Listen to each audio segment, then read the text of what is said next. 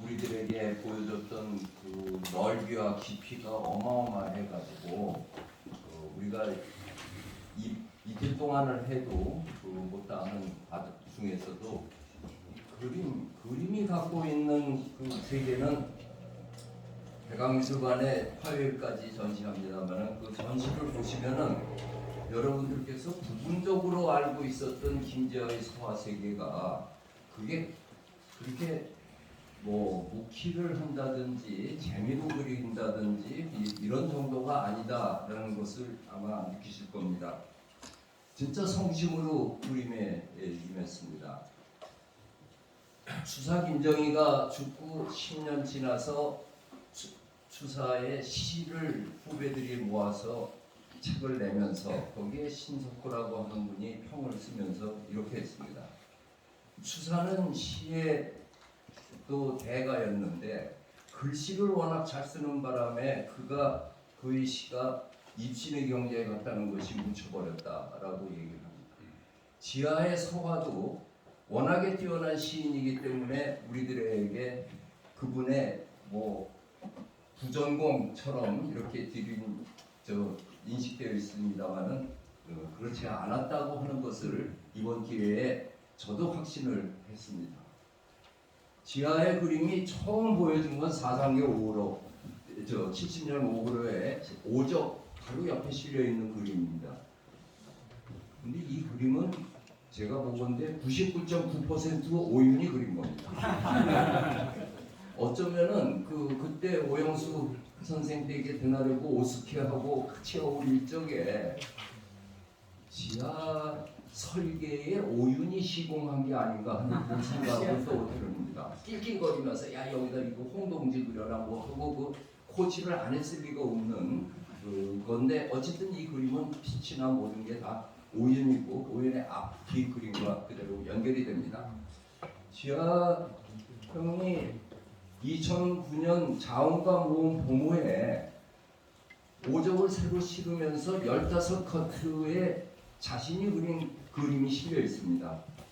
그래서 이번 전시에 그 15컷을 전부 확대해가지고 전시를 했는데 이게 김재하의 필치이고 이때는 달마를 그리던 시절이 돼서 인물들을 형상이 달마와 많이 닮아 있습니다만은 본래 앵적과 다리제 발표할 적에 그린 이게 김재하의 본래의 필치입니다.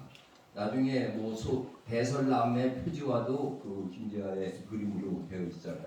어쨌든 미술대학을 가고 싶었는데 집에서 반대해서 미학과로 가가지고 그리고 뭐 그림뿐만 아니라 전 분야에서 이제 활약을 하나로 해주시는데 이 1974년 고행 1974 거기에 첫 번째 들어왔을 적에 안 먹나 수갑에 찬 그 모습을 그린 거가 지하가 그린 거랍니다. 이부영 형 그때 상황은 좀 내 대신 잠깐 얘기하겠습니다. 1975년 2월 15일 출소가 돼서 동아일보 문화부 기자 이부영이 정릉에 김재하 집에 가가지고 저 원고를 받아서 싣고 결국은 이제 감옥으로 다시 들어가서 7년을 살게 한 주범.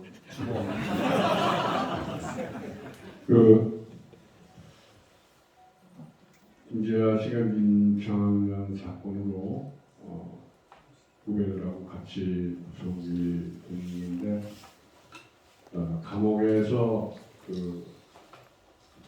자기가 밑에 층에 있었고 어떤 분이 자꾸 김재하 씨 나와보셔서 누구요? 하고 물어봤더니 하재환이요? 라고 대답을 했어요. 하재환이요? 누구요? 그랬더니 인혁당이요? 뭐 이러고 대답을 하면서 통방이 돼가지고 어떻게 고문당하고 어떻게 조작이 됐나 인혁당이 조작 전날을 통방을 통해서 확인했다고 합니다.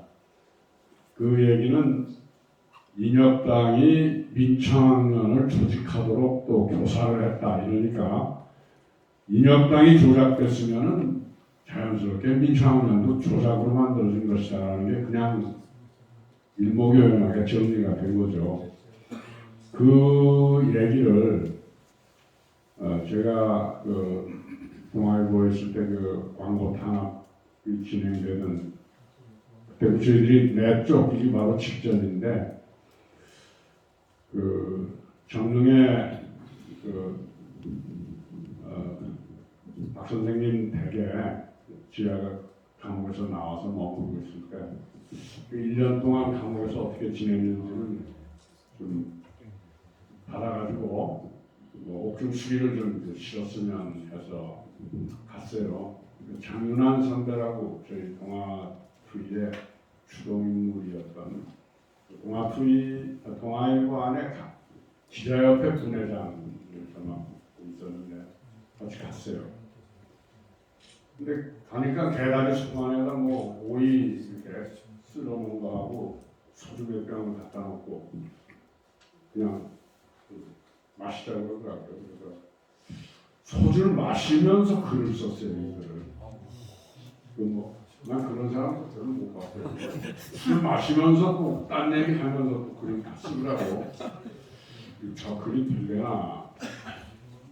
그런데 상당한 분량입니다. 이거. 한 2시간 동안 술 마시면서 쓴 글입니다. 그래서 이해 못할 사람이에요. 남들은 글 쓰느라고 정신을 바르고 써도 못 쓰는데 한쪽은 술 마시고 딴 얘기 하면서 그러면서도 또 그림을 그리려고 장윤환 선배한테 좀 요렇게하고 있으라고 그래가지고 그림 처음엔 저기 저 특산도에서 끌려올 때 어떤 신경이었나 게 축 늘어진 그림이고 두 번째가 감옥 안에 들어가서 저항 의지를 불살리면서 했던 게 이제 이렇게 손을 이렇게 막 위로 뻗쳐서 이런 거고 또 하나가 맨 마지막에 이제 기도 올리는 세 장면이었는데 전 나중에 기억하길 세 개가 다 실린 줄 알았더니 하나만 실려 있더라고요. 저도 정신이 빠졌어요. 두 개가 어디로 갔는지 모르겠어요. 그런데 사실은 그 원고를 받아다가 보니까 인혁당 조작이고 뭐 민청학년 조작이라고 써놓은 거 이걸 그냥 내보내면은 이거 어떡하나 망설였어요 사실 그 부분 때문에. 근데 기자라는 게 그렇잖아요. 내치려고 보자. 근데 정말 구속이 되더라고요. 그래서 저도 그 뒤에 구속이 돼서 좀 고생을 했지만 제 징역 사는 것보다는 지하 죽을까봐 그것 때문에 더 조바심을 지면서 지역을 살았던 기억이 있습니다. 뭐 어찌됐건 인혁당 민청학년이 조작됐다는 박정희의 뭐라고 할까요? 제일 아픈 데를 폭로해버린 거예요. 그냥 놔둘 수가 없었던 거라고 생각합니다.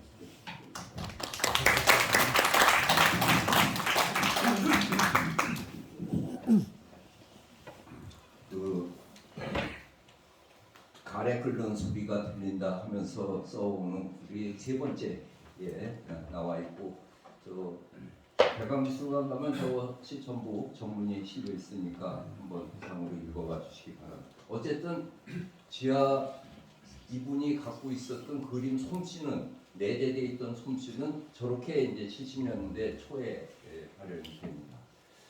김지하 선생의 그 그림으로 들어가기 전에 이분이 그림을 잘 많이 그릴 수 있었던 거는 우선 글씨가 됐기 때문에 이 85년에 쓰신 이 못 돌아가리 불기라고 하는 이 시를 쓴 것을 보면은 붓글씨로 쓴 거 또 그다음에 황토길 그 펜글씨로 쓴 거 이거 보면은 이거 필체가 정말 아름답고 글 자체의 울림이 굉장히 강합니다.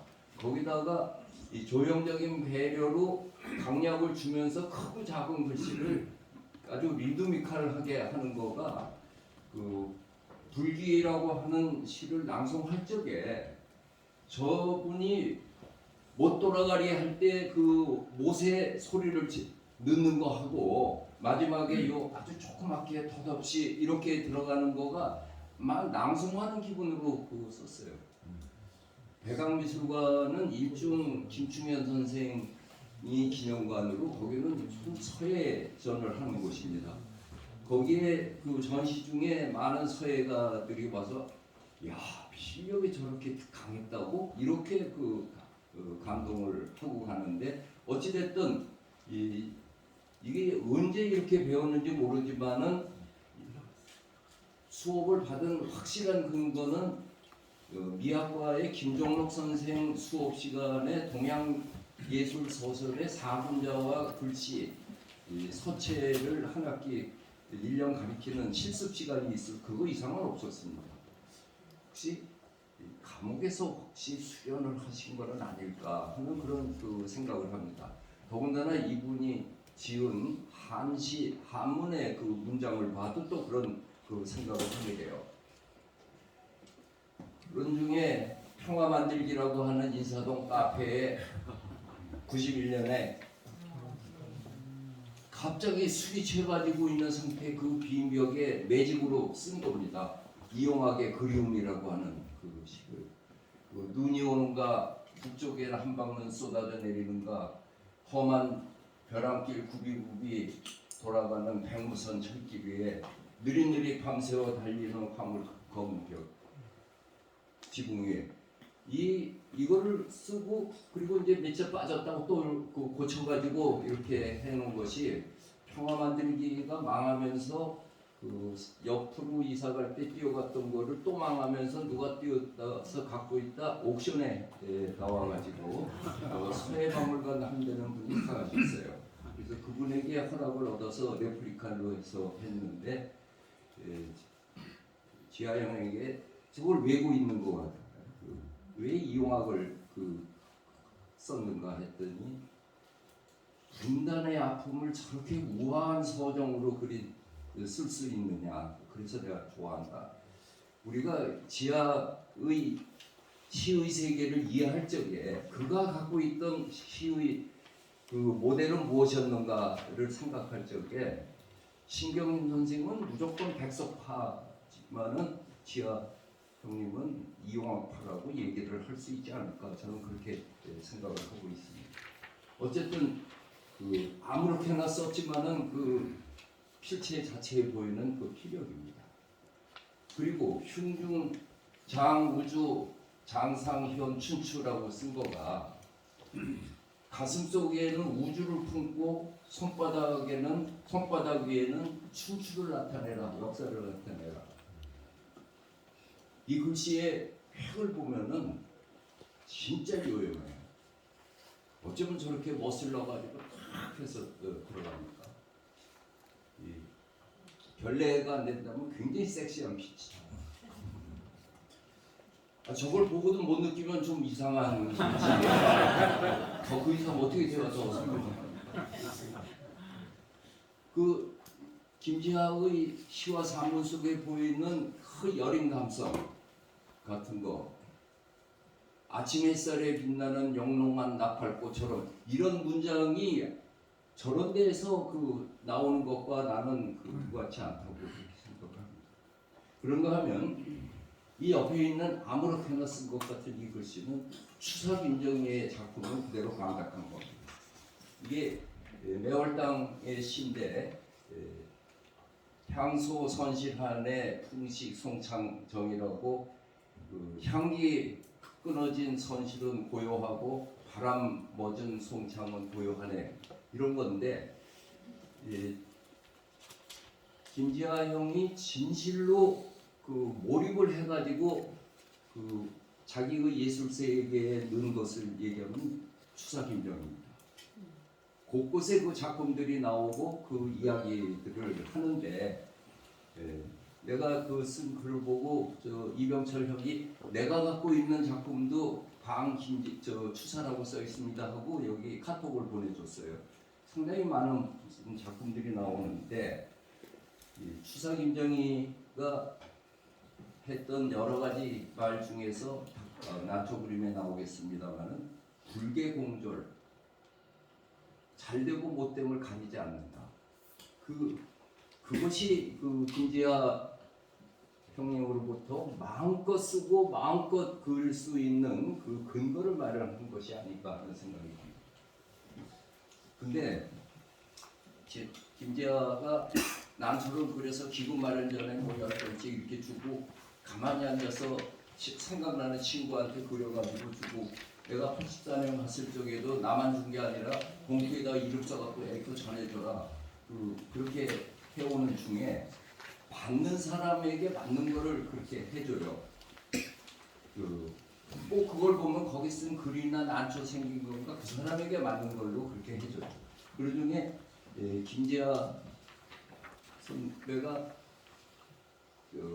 몇 사람 안 되는 존경하는 분 중에 김윤수 선배, 윤수영한테는 전부 4점인가를 그려줬어요. 그 중에 사야, 방, 완당, 전예, 완당 추사의 전서기가 있는 예서체로 그려서 김윤수 선생에게 드린다 하는데 저 사야라고 하는 추사 김정희의 작품은 간송미술관에 소장되어 있고 그 글씨를 그대로 쓴 겁니다. 이 그림에는 난초의 글씨의 그 쌍락관까지의 아주 구성을 선배한테 듣기 때문에 이렇게 바쳤는데 김지아의 진짜 문인화가로서의 진면목을 보여주는 거는 임진택과 최이완에게 그려준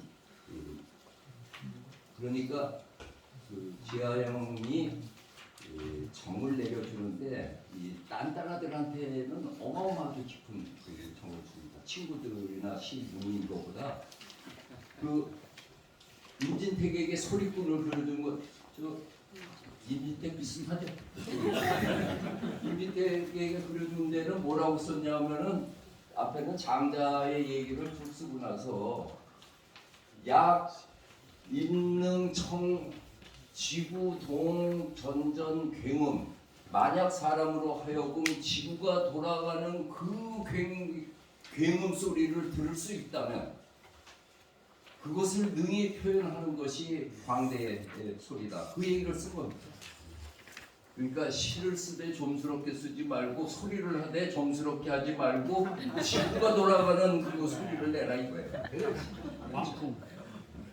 근데 그것을 그 소리꾼 이제 탁 해놓은 것을 묘사를 하는 거죠. 이 진짜 화가는 인물을 그릴 줄 아는 사람이 화가입니다.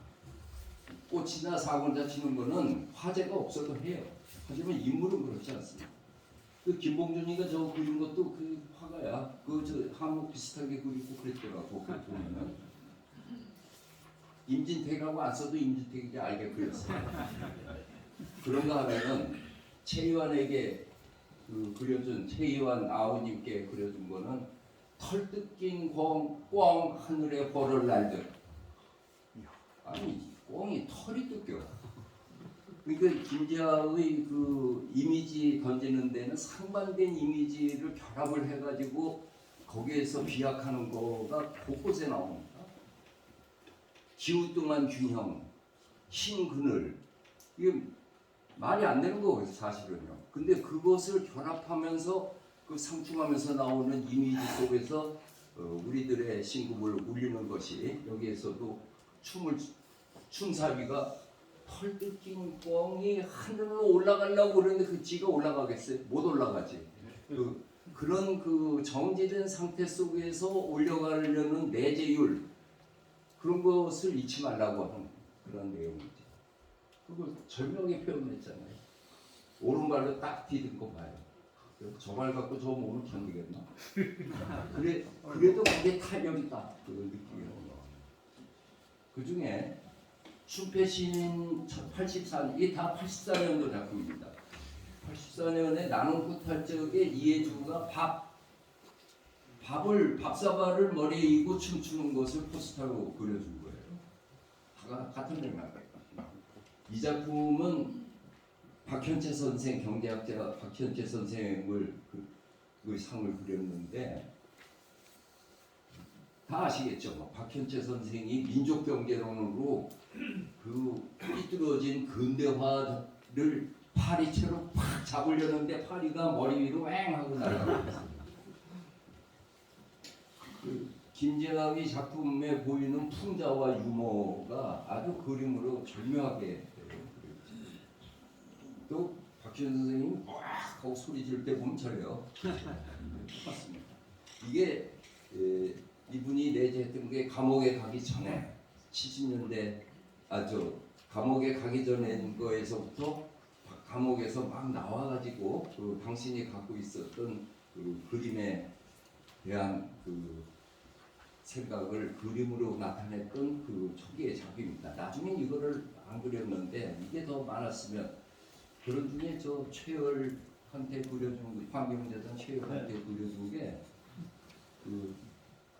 두 부부가 그 사이가 그래요. 그래서 그랬는지 그려주는데 소 한 마리하고 닭 한 마리를 그려놓고 소가 닭보듯 닭이 소보듯 이렇게 그랬어.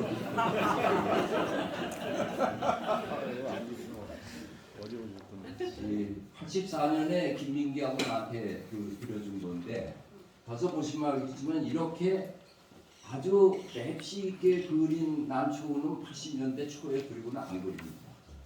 그러니까 더 얘기하자면은 이때만 하더라도 처음으로 그리는 난초 그림을 조심해서 그렸어요. 화법에 맞춰가지고 장윤수 선생한테 지도받으면서 나는 그림 쪽에 처음이기 때문에 그 3절법이라고 해서 난을 그릴 때 속기를 없애려면 3번 구부라고 추사가 얘기했던 걸 그대로 적용을 해가지고 이렇게 착하게 그립니다.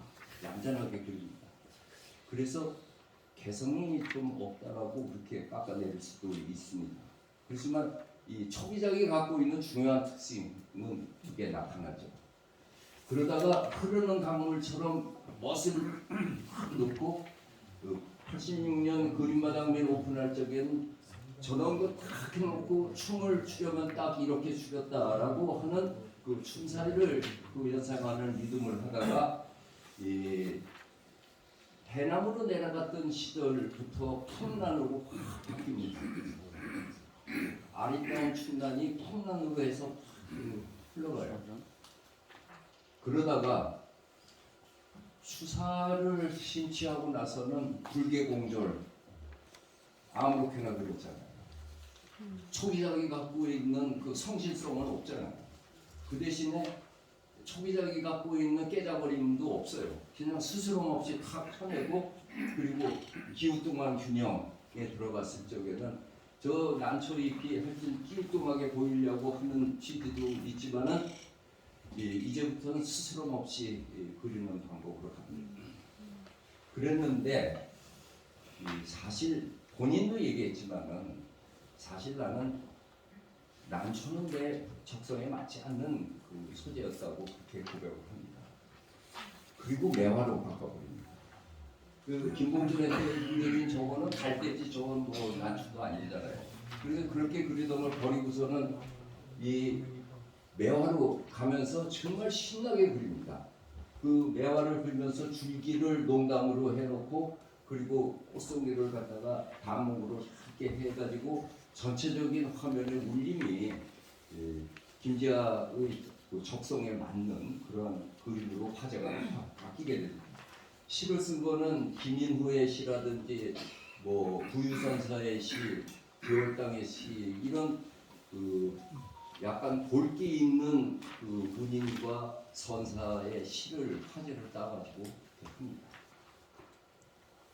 그 단계화기 줄기는 괴이하고 꽃은 기이하네 이 얘기가 저거는 경원 설중강매라는 시에서 따왔다고 그랬는데 경원은 제월당 스님의 임진왜란이고 스님이고요. 근데 이 김재하의 그 예술 세계를 얘기하는데 추행의학을 일찍이 그 얘기했던 것이 어느 순간에는 추라는 단어보다 괴라고 하는 단어로 바뀝니다. 그거는 추사에 침투하고 났어요. 이거는 쿨트라 마지막에 저 가깝게 지내던 출판사인 쿨트라 창간 2주년의 문화혁명이라고 적었었는데 이 추사가 괴를 얘기한 것이 김재하의 그 마음에 그렇게 와서 다가왔던 모양입니다. 하나 더 했나? 이게 백암이라고 하면서 매비 고려혼이라고 백암 신부들입니다. 그리고 그걸 한문으로 그렇게 풀었고 매화는 괴기하고 한 가운데 아주 높고 아름다운 혼이 흐른다 이런 얘기를 해요.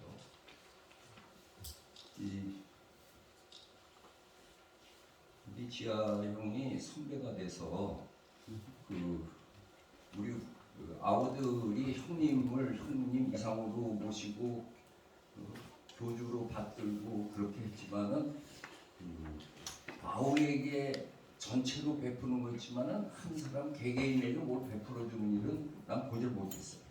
진택이 너에게 떡 먹으라 하고 준 적도 없고 희완이 너 이거 해봐라 한 적도 없었어요. 근데 제가 한번 혜택을 받았어요.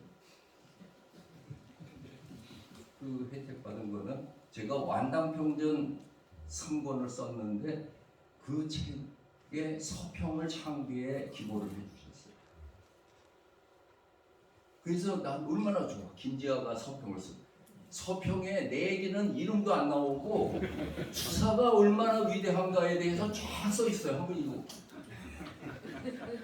그래놓고 뭐 저자는 지가 써놓고도 다 모르는 것 같다 뭐 이딴 소리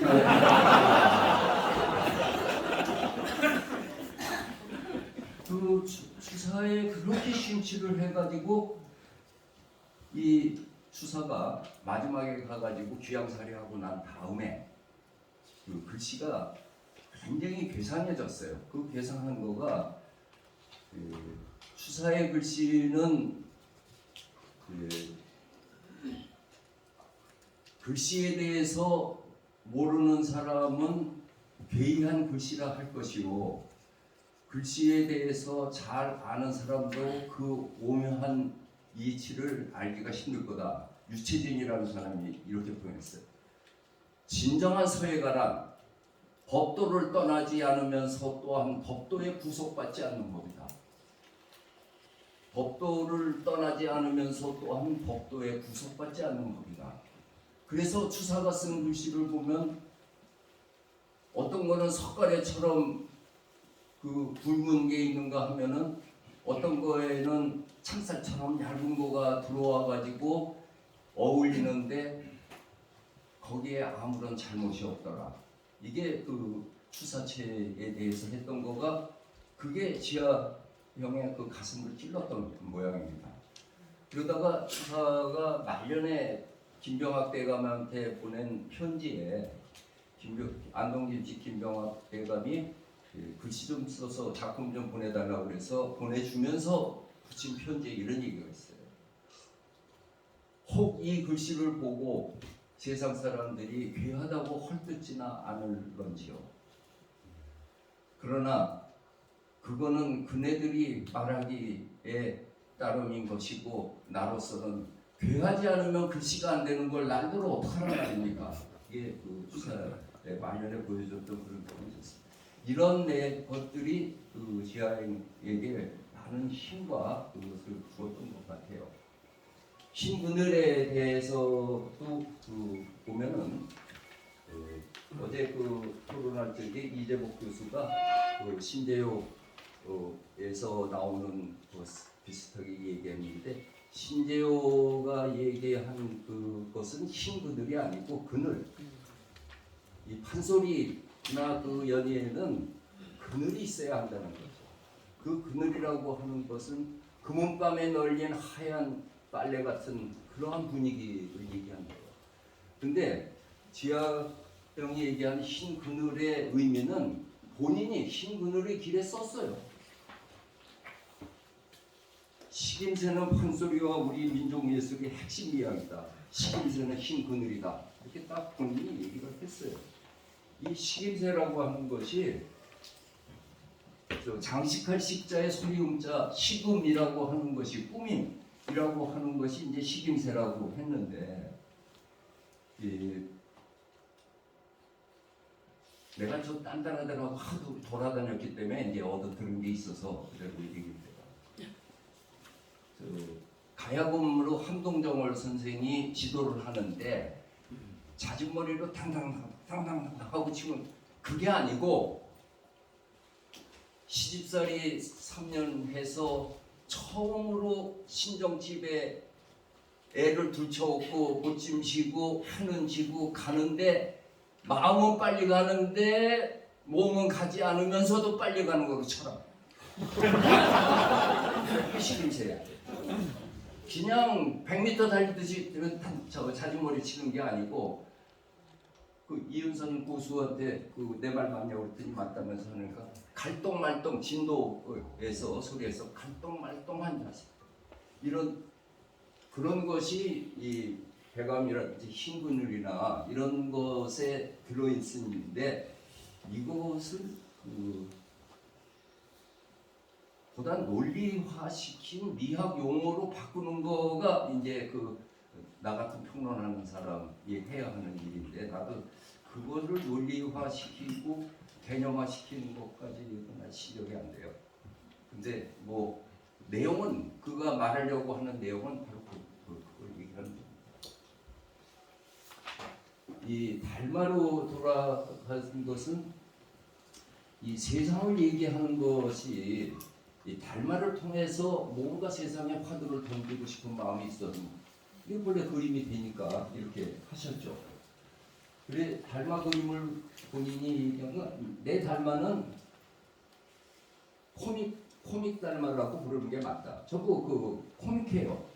그림에 나와 있는 거 화락, 승, 장, 한 꽃이 떨어지니까 스님이 길게 스님은 길게 한가로운 내라네 한편이 아니고 그릇이 비어야 반야가 찬다 이런 뭐 탁발공책 이런 걸로 썼는데 지하영이 자신이 한 얘기가 내 실천의 몸은 동학에서 나왔지만 세상을 보는 내 눈의 망막은 선에서 받았다. 불교의 선의 시각으로 세상을 인식하고 내 몸의 실천은 동학의 가르친 대로 했다. 둘이 다른 게 아니다. 이런 거죠. 우리 동학에 대해서 뭐 내가 깊이 생각한 바는 따로 없지만은 동학이 생성돼서 나아가다가 연륜이 짧기 때문에 다른 발달된 종교와는 다른 거가 동학의 이미지를 갖고 있지 않아요. 불교에서는 달마라든지 관세음보살이라든지 12제자, 10대 제자, 기독교에서는 12제자에다 뭐 성모 마리아 이런 자기 고유 이미지가 있는데 동학의 이미지를 그리려고 했을 적에 아직 수은이고 해월이고 또는 그 당시 있었던 뭐 노부장군 이런 것을 하나의 티피컬 형상으로 만들지 못했거든요. 그러니까 달마에 그렇게 시켰던 거예요. 그 대신 이 상수로 들어가면서 사정이 달라졌어요.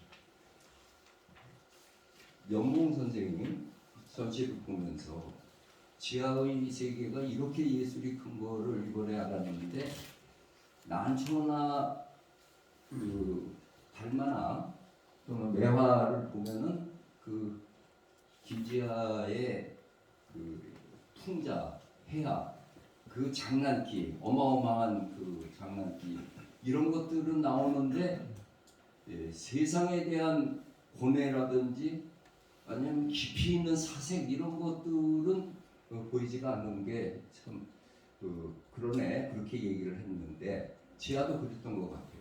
그래서 옮겨간 거가 상수화됐습니다. 이게 여곡길이라고 저 산자락을 단목으로 그려놓고 짙은 논목으로 수놓고 싹 집어넣는데 나는 우리 문학사 하는 분들도 지하의 그림과 시가 만나는 접점이 어딘가에 있을 거를 좀 더 찾아봤으면 하는 그런 마음이 있어요. 그 여곡의 시는 남한강에서라는 시에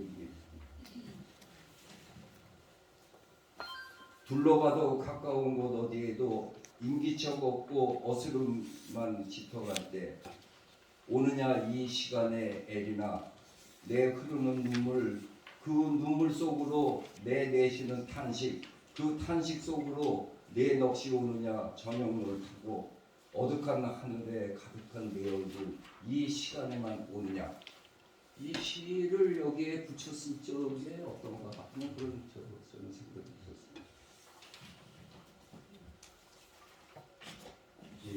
그리고 이거는 가보년 감년이가 갑옷 입고 한마디 하는 날에 호절이 그 원주 호절이 그녀의 고향 갑옷이라고 하는 그 작품입니다.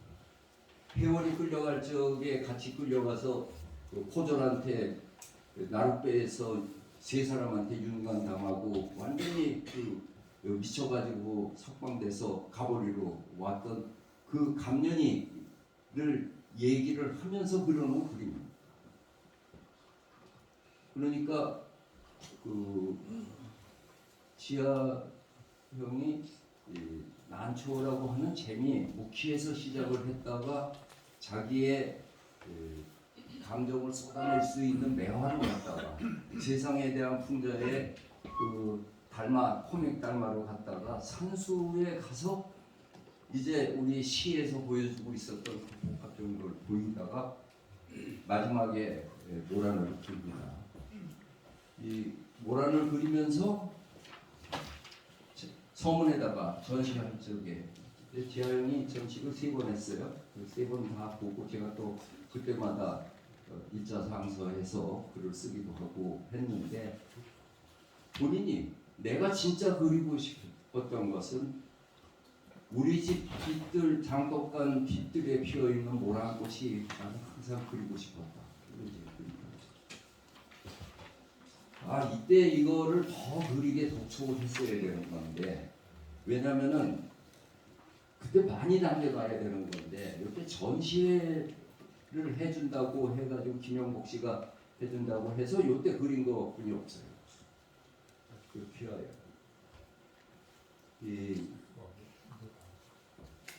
이 모란꽃을 이걸 보면서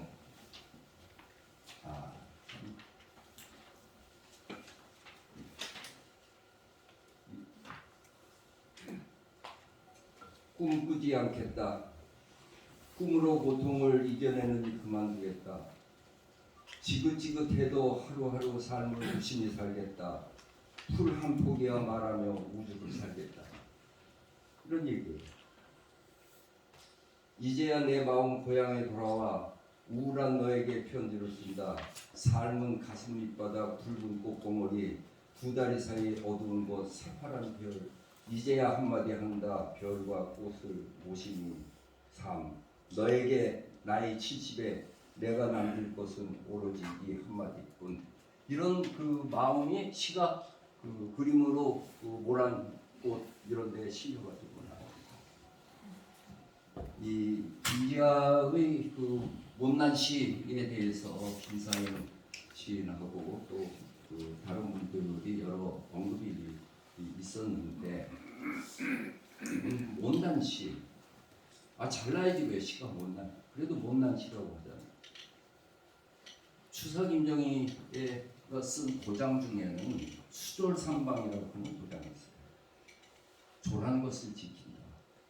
노자에 나오는 대교약절을 끌어다가 대교약절 큰 제주는 오히려 졸해 보인다 라고 하는 그 조를 지키겠다는 거예요. 교가 그런 마음이 못난 시 같은 데에도 들어가는 거죠.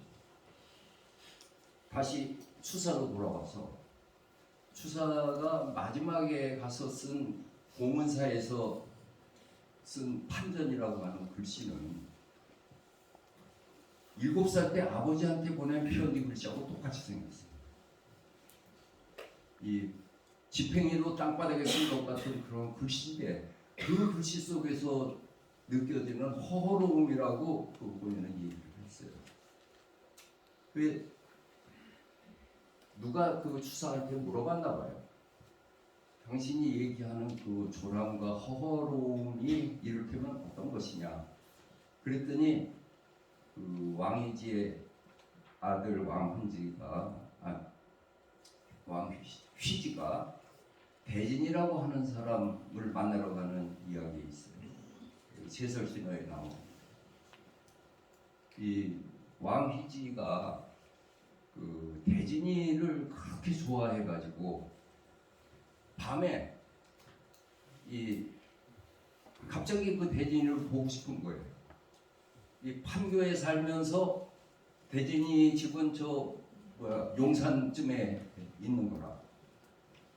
그래서 밤새워 걸어가서 대진이를 보러 가요. 가갖고 동작진 나루에 딱 보니까 저쪽에 대진이 집 마을에 안개가 싹 피어오르고 배만 타면은 가서 대진이를 만나는데 막상 대진이를 만나면 할 얘기가 없었어요. 그래서 왕해주는 대진이를 안 만나고 그냥 뒷바퀴로 자기 집에 왔다는 거예요. 그게 방대도라고 하는 대진을 방문한다는 그림의 그 주제예요. 그 강변에 호두가 있는데 저쪽에 안개 있는 거를 그린 거고 이거를 그린 거고 그 내흥에 의해서 갔다가 내흥에 의해서 돌아오는 그 허허로움. 그러니까 이 천재들이 깊은 섬적인 얘기한 건 우리 소인들이 다 받아내기는 힘들지만 그게 무슨 말인지는 알 수 있잖아요. 지하영의세계는 그러한 것으로 그렇게 하셨습니다. 자화성을 그리면서 인격적처럼 그려놓고서 눈썹을 이렇게 그렸어. 그랬더니 야 사람들이 나는 눈썹이 제일 잘생겼다고